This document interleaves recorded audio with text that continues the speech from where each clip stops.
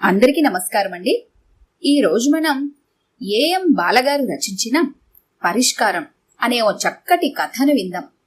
ఇక కథలోకి వెళ్దాం. అనంతమైన కాలంతో ప్రయాణం కట్టినట్టుగా సెకనుకో అడుగేస్తున్న సెకండ్ల ముళ్ళు, కాళ్లకి గుదిబండలు కట్టినట్టు భారంగా నడుస్తున్న గంటల ముళ్ళు, మెకానికల్ గా పనిచేసుకుపోతున్న గడియారం, వెలుగు నీడలతో సంబంధం లేని యాంత్రిక జీవితం. తన జీవితమూ అంతేగా. పేలవంగా నవ్వుకుంది మైథిలి. అత్తగారు ఆడపడుచు మార్నింగ్ షో సినిమాకి వెళ్లిపోయారు. భర్త ఆఫీస్కి, పిల్లల స్కూల్కి వెళ్లిపోయాక నిశ్శబ్దం నిండని ఇంట్లో ఒంటరిగా మిగిలిపోయింది మైథిలి. తోడుగా చెయ్యాల్సిన బండెడు పని. సూర్యుడు ఉదయించకముందే మొదలవుతుంది రొటీన్ వర్క్. రాత్రి 11 గంటల దాకా అది కొనసాగుతూనే ఉంటుంది. ఆ ఇంట్లో ఎవరికీ కాఫీ గ్లాసు కడుక్కునే అలవాటు లేదు. టిఫిన్ ప్లేట్ సింకులో పడేసే అలవాటు లేదు. అన్నిటికీ మైథిలే. ఉదయం కాఫీ కలిపి అందించటం నుండి రాత్రి అందరికీ వండి వడ్డించి వంటిల్లు కడుక్కునేదాకా మైథిలిదే బాధ్యత. అలుపెరగని గడియారం లాంటి జీవితం. ఇంత చేసినా భర్త, అత్త నుండి రోజు తిట్లు, చీత్కారాలు.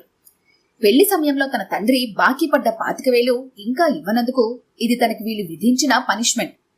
1-2 రోజులు కాదు, పెళ్లైన 5 ఏళ్ల నుండి భరిస్తోంది మైథిలి. పుట్టింటి వారు ఇవ్వాల్సిన 25,000 కోసం తండ్రిని అడిగింది. తండ్రి ఇవ్వలేడని తెలిసినా తప్పలేదు తనకి. తండ్రి ఇచ్చే జవాబు తను ఊహించిందే. త్వరలో పంపిస్తానమ్మా అంటాడు. ఇవ్వలేడని తెలుసు తనకి. ఖాళీ చేతులతో తిరిగొస్తే ఫలితాలు ఎలా ఉంటాయో కూడా అనుభవమే తనకి. ఆ రాత్రి భర్త పెట్టే చిత్రహింసల్ని మౌనంగా భరించడానికి మనసు కూడగట్టుకోవడం అలవాటైంది మైథిలికి. అంతకన్నా అలవాటు చేసుకుందంటే సబబుగా ఉంటుందేమో. ఈ 5 ఏళ్లలో కడుపు నిండా తిన్నది లేదు, కంటి నిండా నిద్రపోయింది లేదు. ఎప్పుడూ సాధింపులు, దెబ్బలు. 20 ఏళ్లకే 2 పిల్లలు, ఇంటెడు చాకిరి. కట్టుకున్నవాడికి తన అక్కర్లేదు, కన్నవాళ్లకి తన గోడు పట్టదు. ఎవరి స్వార్థం వారిది. మధ్యలో బలైంది మాత్రం తన జీవితం. తనది ఒక జీవితమేనా? ఈ శాపగ్రస్త జీవితం నుండి విముక్తి కావాలి తనకి, శాశ్వత విముక్తి. కాని తన మామూలుగా చావకూడదు. తన చావుకి ప్రయోజనం ఉండాలి. అందుకే తన చావుకి కారణాలేమిటో, తనని వేధిస్తున్న వాళ్ళెవరో పేరు, ఊరుతో సహా వివరాలన్నీ రాసి పోలీస్ కమిషనర్కి క్రితం రోజు పోస్ట్ చేసిన ఉత్తరం ఈ పాటికి గమ్యం చేరుకునే ఉంటుంది. ఇక తన పథకంలో మిగిలిపోయిన ఘట్టం ఒకటే. మైథిలి సీసాలో నిద్రమాత్రలు అరచేతిలో ఉంపుకుంది.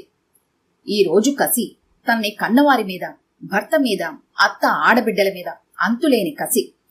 చావాలనే బలమైన కోరిక, చచ్చి సాధించాలనే పిచ్చి ఆవేశం. చెంబుడు నీళ్లతో ఆ మాత్రలన్నీ గరలాన్ని మింగినట్టు మింగేసింది మైథిలి. ఇప్పుడు ఆమె మనసు ప్రశాంతంగా ఉంది. ఏదో సాధించానన్న తృప్తిగా ఉంది.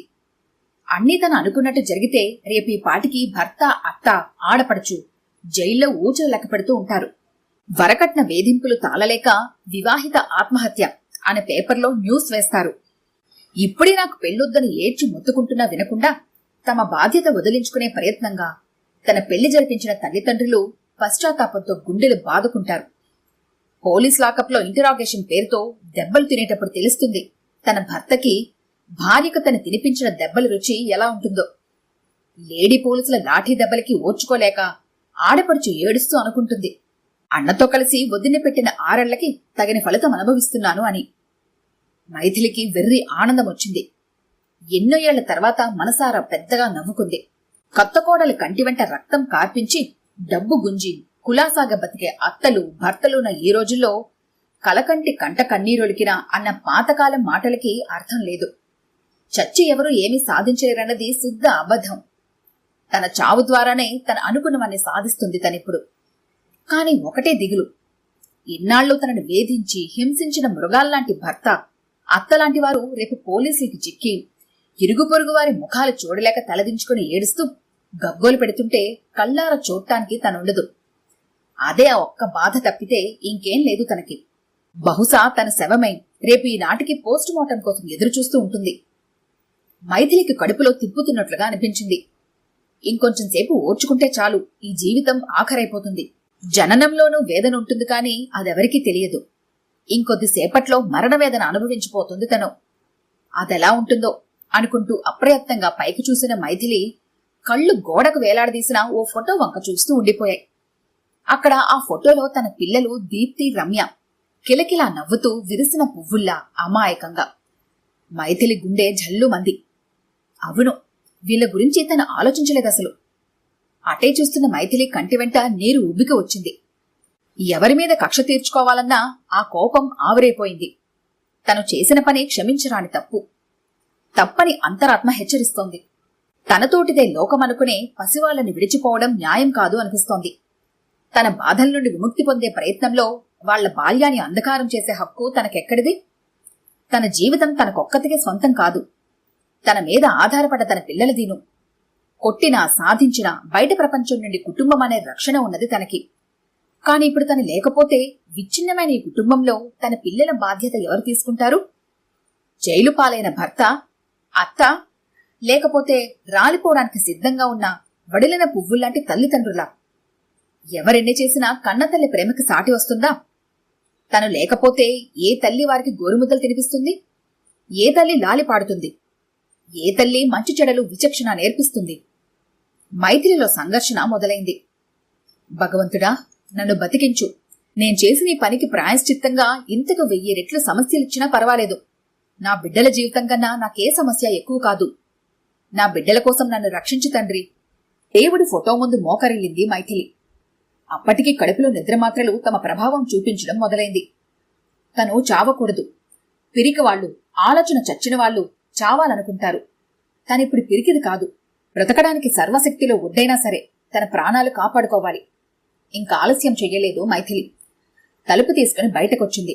ఓపికనంతా కూడదీసుకుని పక్క పోర్షన్లో ఉన్న వసద కోసం 2 అడుగులు వేసింది. కనులు మూతపడుతుండగా ఏదో మైకం కమ్మేస్తుండగా ఒంట్లో శక్తినంతా గొంతులోకి తెచ్చుకొని పిలిచింది. వసుధా! హాస్పిటల్లో నీరసంగా కళ్ళు తెరిచింది మైథిలి. పర్వాలేదన్నారు డాక్టర్ గారు. ఇంకొంచెం ఆలస్యమైతే నువ్వు మాకు దక్కేదానివి కాదు. పళ్లరసం అందిస్తూ అన్నది వసుధ. అంత నీరసంలోని మైథిలి కళ్ళు ఎవరికోసమో వెతుకుతుండడం గమనించింది వసుధ. నీ పిల్లలు ఇప్పటి వరకు ఇక్కడే ఉన్నారు. నువ్వింకా కళ్ళు తెరిచి మాట్లాడటం లేదేమిటా అని ఒకటే గొడవ అనుకో. వాళ్ళని సముదాయించి మా ఇంట్లో ఉంచొచ్చాను అన్నది వసుధ. మైథిలి కళ్ళు చెమర్చాయి. ఆవేశం అనర్థాలకు మూలం మైథిలి. ఆ క్షణంలో నీకు పిల్లలు గుర్తురాకపోతే ఏమైపోయేదానివి? నీకు నీ భర్తతో బతకడం దుర్భరంగా ఉంటే విడిగా బ్రతకడానికి ప్రయత్నించు. ఎలా బతకమంటావు వసుధా? ఇంటర్ వరకు మాత్రమే చదివిన నాకు ఎవరు ఉద్యోగం ఇస్తారు? నిరాశగా అన్నది మైథిలి. అంటే ఎక్కువగా చదువుకోని వాళ్లంతా చచ్చిపోతున్నారా? బతకడానికి చదువుకోకపోయినా పర్వాలేదు మైథిలి. నారు పోసినవాడే నీరు పోస్తాడు. అనాన్నిచ్చినవాడు ప్రాణవాయువుని ఇచ్చాడు కదా.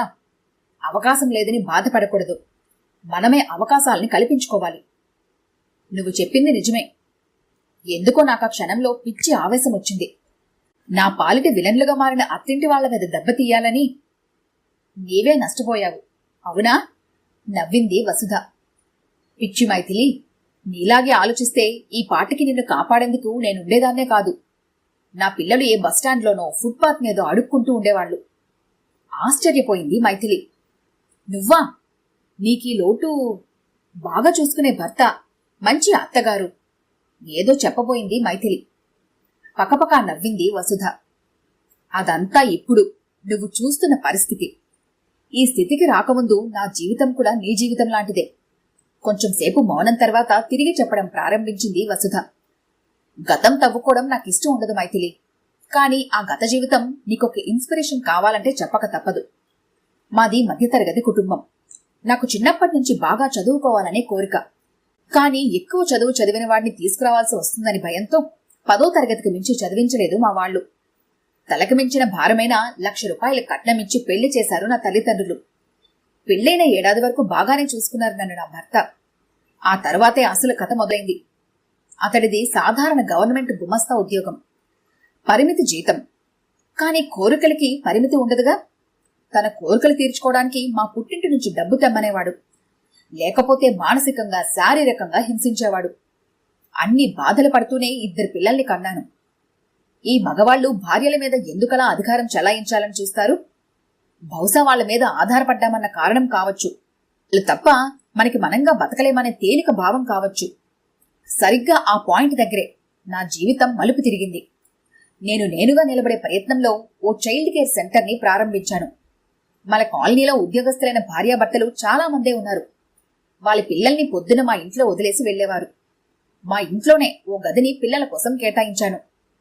నా భర్త మొదట్లో అడ్డు చెప్పినా డబ్బు వస్తుండటంతో మళ్లీ ఏమీ అనలేదు.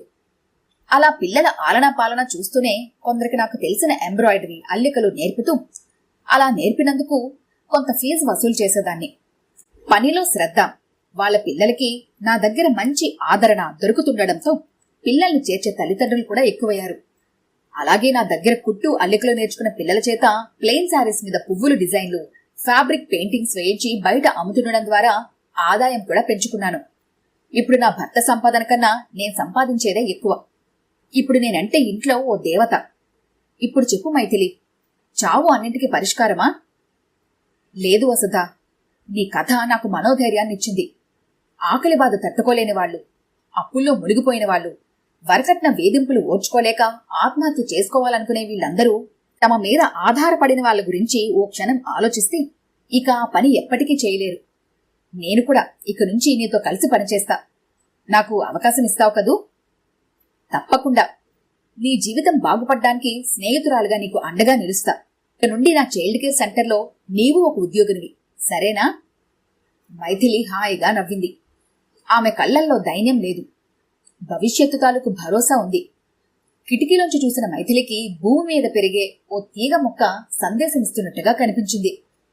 ఎవరో వచ్చి పందిరి వేసేదాకా ఆ తీగ మొక్క ఎదగడం ఆపుకుంటుందా? ఏ చిన్న ఆధారం దొరికినా అందుకొని అల్లుకుపోతుంది గాని. ఈ జీవితమూ అంతే. అవకాశం రాలేదని ప్రయత్నాలు మానకూడదు. ఆమె జీవితంలో వెలుగురేఖలు నింపుతున్నట్టుగా తూర్పున ఉషోదయం అయింది. ఈ కథ కనుక మీకు నచ్చినట్లయితే లైక్ చేయండి, షేర్ చేయండి. మరిన్ని ఇంట్రెస్టింగ్ కథల కోసం మా ఛానల్ని తప్పకుండా సబ్స్క్రైబ్ చేసుకోండి.